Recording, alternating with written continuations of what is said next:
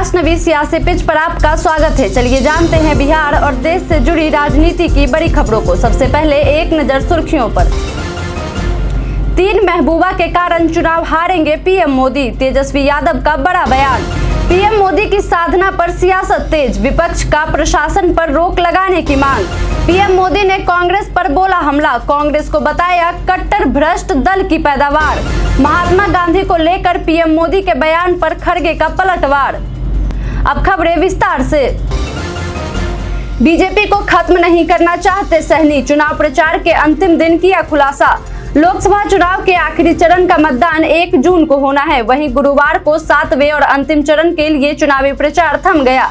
अंतिम चरण के लिए चुनावी प्रचार में जुटे मुकेश सहनी ने गुरुवार को भाजपा नेताओं के द्वारा ये कहने कि 4 जून के बाद इंडी गठबंधन खत्म हो जाएगी, इस सवाल के जवाब में कहा कि हम लोग चाहेंगे कि भारतीय जनता पार्टी कभी भी खत्म ना हो, चाहेंगे कि वह विपक्ष में अपनी बातों को रखे और अपना काम करे। साथ ही उन्होंने दावा किया कि इंडिया गठबंधन की 300 से अधिक सीट इस चुनाव में आएंगी। 3 महबूबा के कारण चुनाव हारेंगे पीएम मोदी, तेजस्वी यादव का बड़ा बयान। नेता प्रतिपक्ष तेजस्वी यादव चुनाव प्रचार के आखिरी दिन ताबड़तोड़ प्रचार प्रसार में लगे रहे। वहीं चुनावी प्रचार पर जाने के दौरान तेजस्वी यादव ने पीएम मोदी को लेकर बड़ा बयान दिया है।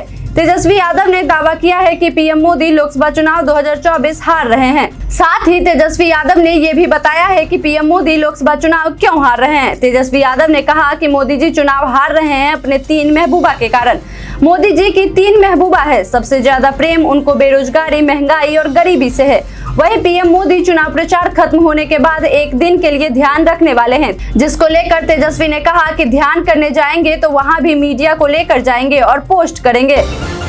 ग्रामीणों ने किया वोट बहिष्कार का ऐलान, गांव में मतदान केंद्र नहीं बनाने से है नाराज। पटना के फतुहा में मतदान के 2 दिन पहले सुपनचक गांव के लोगों ने वोट का बहिष्कार किया है। ग्रामीणों ने बताया कि वे लोग 4 किलोमीटर दूर बनाए गए मतदान की वजह से नाराज हैं। जानकारी के मुताबिक जिले के फतुहा प्रखंड के सुपनचक गांव के ग्रामीण गांव में मतदान केंद्र नहीं बनाए जाने को लेकर काफी नाराज दिखे। इसे लेकर उन्होंने नारेबाजी भी की। वहीं ग्रामीणों ने कहा कि यहां मतदान केंद्र नहीं तो वोट नहीं। उनका कहना है कि इतनी दूर जाकर वोटिंग करने से खासकर महिलाओं को परेशानी होगी। उन्होंने सवाल पूछते हुए कहा कि जब पंचायत चुनाव के लिए स्कूल में वोटिंग कराई जा सकती है तो लोकसभा चुनाव में 4 किलोमीटर दूर मतदान केंद्र ले जाने की क्या जरूरत पड़ गई। कुशवाहा ने की मतदाताओं से खास अपील। लोकसभा चुनाव के 7वें चरण का मतदान 1 जून को होने वाला है। आखिरी चरण के मतदान में बिहार के 8 लोकसभा सीटों पर मतदान होना है, जिसमें पटना साहिब, पाटलिपुत्र, बक्सर, आरा, सासाराम, नालंदा और जहानाबाद में वोटिंग होगी। गुरुवार को चुनाव प्रचार के अंतिम दिन एनडीए प्रत्याशी उपेंद्र कुशवाहा ने पत्रकार से बातचीत के दौरान बताया है कि देश में एनडीए का लहर है और लोग एनडीए के पक्ष में वोट डालने का मन बना चुके हैं। उन्होंने अपने मतदाताओं को विपक्षी पार्टी से सावधान रहने को कहा। साथ ही उन्होंने बताया है कि विपक्षियों के द्वारा बहुत तरह के अफवाहें फैलाई जाएंगी, जिससे लोगों को सावधान रहना है और अपने चहेते उम्मीदवार को भारी संख्या में बाहर निकालकर उनके पक्ष में वोट करना है। पीएम मोदी ने कांग्रेस पर बोला हमला, कांग्रेस को बताया कट्टर भ्रष्ट दल की पैदावार। लोकसभा चुनाव 2024 के 7वें चरण से पहले प्रधानमंत्री नरेंद्र मोदी गुरुवार को पंजाब के दौरे पर पहुंचे। उन्होंने होशियारपुर लोकसभा सीट पर प्रचार के दौरान कांग्रेस और आम आदमी पार्टी पर निशाना साधा और कांग्रेस पार्टी की तुलना एक चोर को जन्म देने वाली महिला से की। पंजाब के होशियारपुर में बोलते हुए पीएम मोदी ने इंडिया गठबंधन पर हमला बोलते हुए कहा कि गठबंधन में ये कट्टर भ्रष्ट दल कांग्रेस की पैदावार है। जनसभा को संबोधित करते हुए पीएम नरेंद्र मोदी ने एक गर्भवती महिला के बारे में एक कहानी सुनाई, जिसके बारे में उन्होंने दावा किया कि उन्होंने बचपन में यह कहानी सुनी थी।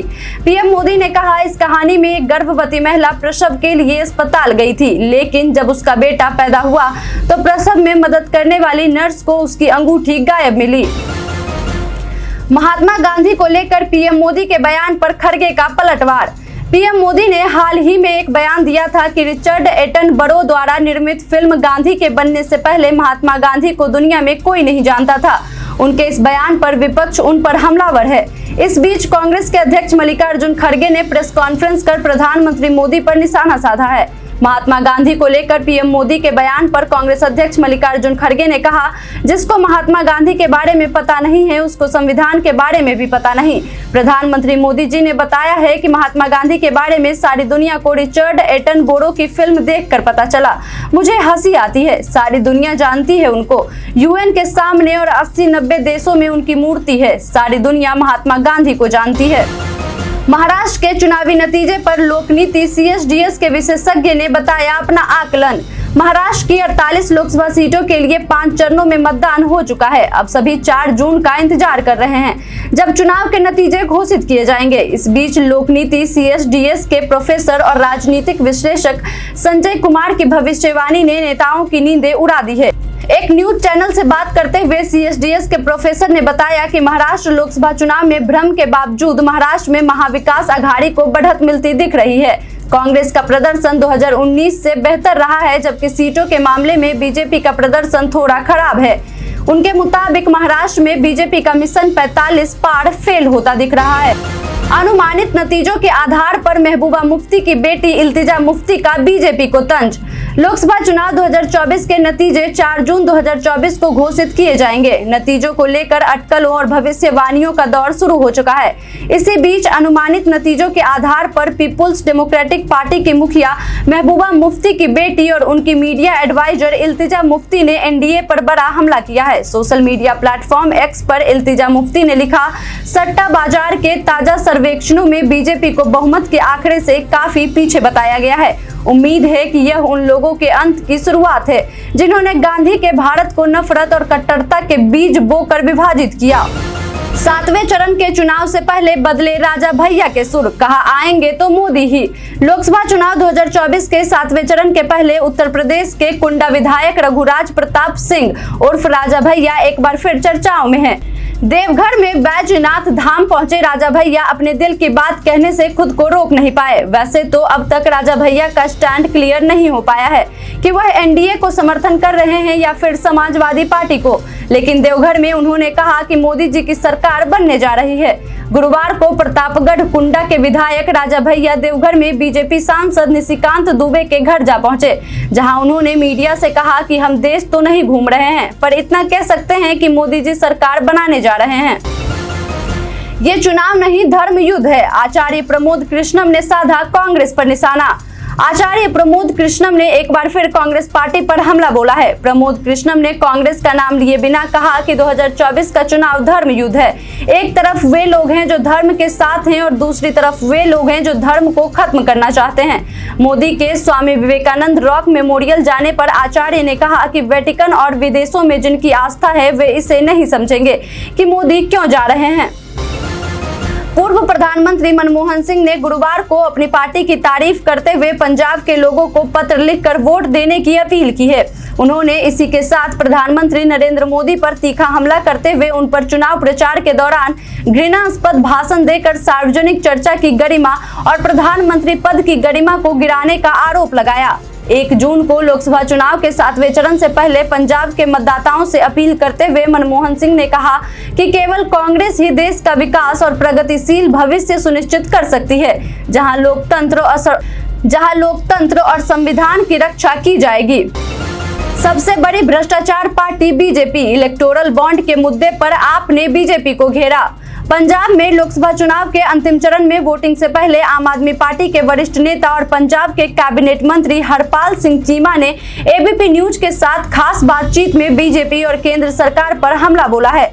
उन्होंने एक बार फिर से इलेक्टोरल बॉन्ड का मुद्दा उठाया और बीजेपी को भ्रष्टाचारी पार्टी बताया। पंजाब के मंत्री हरपाल सिंह चीमा से जब पूछा गया कि पीएम नरेंद्र मोदी ने कहा है कि आम आदमी पार्टी कांग्रेस की गोद से निकली भ्रष्टाचारी पार्टी है, इस सवाल पर उन्होंने कहा कि देश जानता है कि बीजेपी ने बड़े बड़े कारोबारी जो भ्रष्टाचारी थे उनके खिलाफ ईडी या सीबीआई भेजी, लेकिन जब उन्होंने बीजेपी को चंदा दे दिया, इलेक्टोरल बॉन्ड खरीद लिया तो उन्हें क्लीन चिट दे दी। तो सबसे बड़ी भ्रष्टाचारी पार्टी तो बीजेपी हुई। सबसे ज्यादा भ्रष्टाचार बीजेपी की सरकार में हुआ है।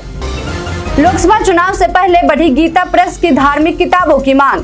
यूपी के गोरखपुर में 7वें चरण में 1 जून को चुनाव होना है। इसके पहले गोरखपुर के गीता प्रेस में श्री रामचरितमानस, सुंदरकांड और हनुमान चालीसा की डिमांड खूब बढ़ गई है। हिंदी भाषी प्रदेशों में खासकर इन धार्मिक पुस्तकों को मांगने वाले नेता और कार्यकर्ताओं के बीच खूब उत्साह है। गीता प्रेस के प्रबंधक डॉक्टर लालमणि तिवारी बताते हैं कि हर साल कोई न कोई चुनाव होता है, ऐसे में इन धार्मिक पुस्तकों की डिमांड स्वतः ही बढ़ जाती है। डॉक्टर लालमणि तिवारी बताते हैं कि हिंदी भाषी राज्यों में श्री रामचरितमानस की डिमांड बढ़ गई है। वे बताते हैं कि पिछले वर्ष 1 जनवरी से 31 मार्च तक हनुमान चालीसा 17,20,000 छापी गई थी। इस बार 23,90,000 हनुमान चालीसा छाप चुके हैं। वोटिंग से पहले काराकाट में पवन सिंह का हो रहा भारी विरोध। काराकाट से चुनावी मैदान में पसीना बहा रहे पावर स्टार का भारी विरोध हो रहा है। ग्रामीणों ने पावर स्टार के चुनावी प्रचार में शामिल होने जा रही भोजपुरी सिंगर अनुपमा यादव के काफिले को बीच सड़क पर घेर लिया और पवन सिंह मुर्दाबाद के नारे लगाए। दरअसल काराकाट में वोटिंग से पहले सोशल मीडिया पर एक वीडियो तेजी से वायरल हो रहा है। वायरल वीडियो में पवन सिंह के पक्ष में चुनावी सभा में शामिल होने पहुंची भोजपुरी गायिका अनुपमा यादव को लोगों के विरोध का सामना करना पड़ा। वीडियो काराकाट क्षेत्र के किस गांव का है यह फिलहाल स्पष्ट नहीं हो पाया है। वायरल वीडियो में कुछ लोग पवन सिंह के मुर्दाबाद के नारे लगा रहे हैं तथा अनुपमा यादव को वापस जाने के लिए कह रहे हैं। अपने भाषण में मोदी ने बेरोजगारी और महंगाई पर एक शब्द नहीं कहा, खड़गे का बयान। चुनाव प्रचार के अंतिम दिन कांग्रेस के राष्ट्रीय अध्यक्ष मल्लिकार्जुन खड़गे ने बीजेपी और नरेंद्र मोदी पर जमकर हमला बोला।